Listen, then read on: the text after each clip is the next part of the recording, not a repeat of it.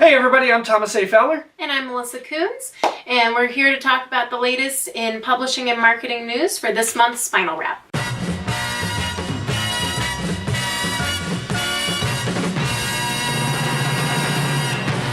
First piece of news is something that just came in as we were filming this.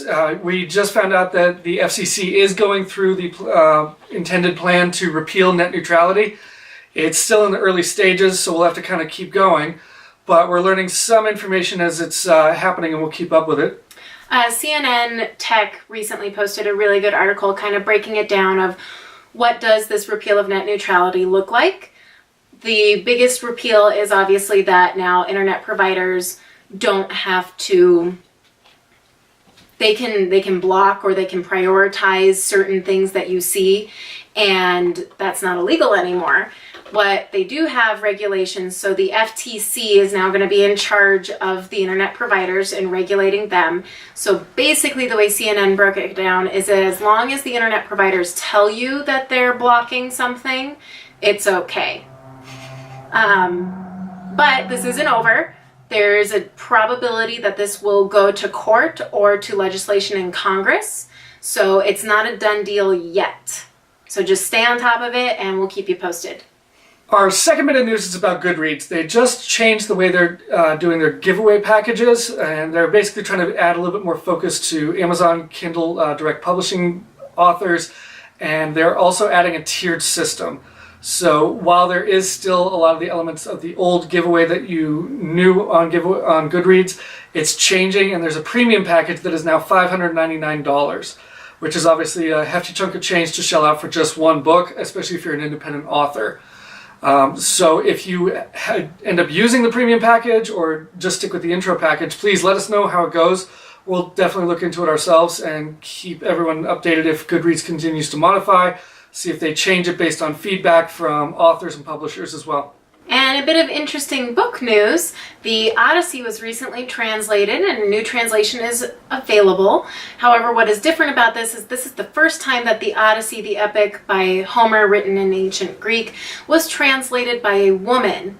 And this translated focused on new things that were previously cut out or changed in the texts that were translated previously, such as slavery. That was a big deal. Odysseus actually had quite a few slaves, and that had been toned down in previous translations, as well as the role of Penelope and other female characters that Odysseus encounters along the way, Circe being one, Calypso, and their roles in his journey.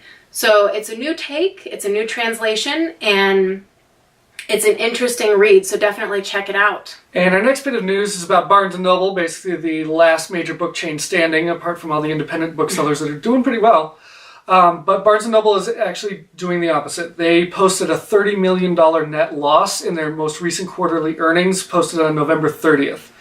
And what they're finding is the two things that basically started out with their company are the two things that people want the most: books and human booksellers that can help them out. Those are the two things that they're finding the best. So they're going to try to focus more on that, possibly reducing the square footage of some of their stores and reducing the amount of the gifts and other sort of side products that they've been offering, focusing on a little bit more towards just books and what you get out of going to a bookstore as opposed to going to Amazon, where you can talk to people about new releases, ask them about a book that you're having a hard time finding, human interaction.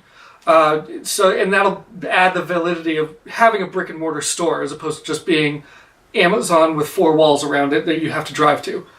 So, we're always hopeful because it is good when independent booksellers do well, and it's good when Barnes & Noble can do well too, because it means that we have more platforms to put our books out. And to add on to that, that also means there's now jobs to be a bookseller in Barnes & Noble. So if that's something you want to do, Bonus, yay! So some of you, if you're trying to make a living as a writer, if you freelance specifically as a nonfiction or copywriter, and something happens, there is a grant you can apply to for an emergency fund. Again, this is regulated strictly to nonfiction article writers, freelance copywriters, and you have to show that that's the primary source of your income. But if it is, and you have a medical emergency, you're hospitalized, whatever prohibits you from working, just as if you were at a regular job, instead of applying for workman's comp, since you're self-employed, you can apply for this grant, which should help you make ends meet during that time. So it's something definitely worth checking out if that's your major source of income. And our last bit of news and a little bit of fun humor in books is about auto-generation of text in a Harry Potter book. So it's one chapter. It was not written by J.K. Rowling. What the individuals did is they programmed the first 7 books into this AI, and then it auto-generated, auto-completed a new chapter of Harry Potter. It's only about 4 pages long, but it is definitely worth checking out. It is hilarious and random, just as any autocomplete text can be. One of my favorite sentences is that Ron's Ron shirt is worse than Ron. Nice. Excellent. So that wraps it up for this month's Spinal Wrap. Again, I'm Thomas A. Fowler. And I'm Melissa Coons. Until next time, get to writing.